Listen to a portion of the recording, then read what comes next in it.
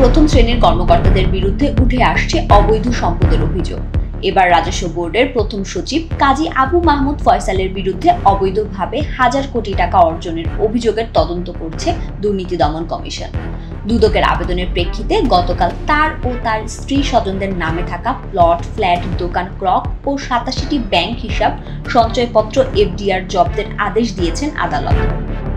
Walton fridge কিনে অনেকের মতো আপনিও হয়ে যেতে পারেন মিলেনিয়াল। সেরা পণ্যের সেরা অফার। দুদক সূত্রে জানা যায়, রাজস্ব বোর্ডের সচিব কাজী আবু মাহমুদ ফয়সাল টাকার বিনিময়ে ইনকাম ট্যাক্স কর্মকর্তাদের বদলি বাণিজ্যের মাধ্যমে বিপুল সম্পদের মালিক হয়েছেন। এছাড়া করদাতাদের ভয়ভীতি দেখিয়ে ঘুষ আদায় করেন। চলতি বছর এসব অভিযোগ দুদকের প্রধান কার্যালয়ে জমা পড়ে। পরবর্তীতে যাচাই বাছাই করে সংস্থাটি অনুসন্ধানের সিদ্ধান্ত নেয়। অনুসন্ধানকালে দুদক ইতিমধ্যে 16 কোটি টাকার সম্পদের খোঁজ পেয়েছে।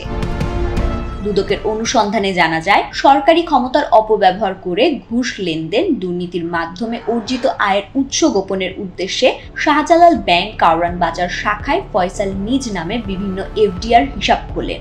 মেয়াদ পূর্তির পর এফডিআর ভাঙানো টাকা ও নতুন করে নগদ এনে তার আত্মীয়দের নামে বিভিন্ন এফডিআর স্কিম খোলেন। পরে এসব অর্থ বিভিন্ন বেসরকারি ব্যাংকগুলোতে আহমেদ আলী, আফতাব আলী ও শেখ নাসির উদ্দিন সহ সংশ্লিষ্ট অন্য ব্যক্তিদের নামে 87 এর অধিক হিসাব খুলে অপরাধলব্ধ আয়ের অবৈধ প্রকৃত উৎস, অবস্থান, মালিকানা ও নিয়ন্ত্রণ গোপনের উদ্দেশ্যে হস্তান্তর বা রূপান্তর বা স্থানান্তর করে মানি লন্ডারিং অপরাধ সংগঠিত করেছেন। ফাহমিদা সৃষ্টি, মানবজমিন।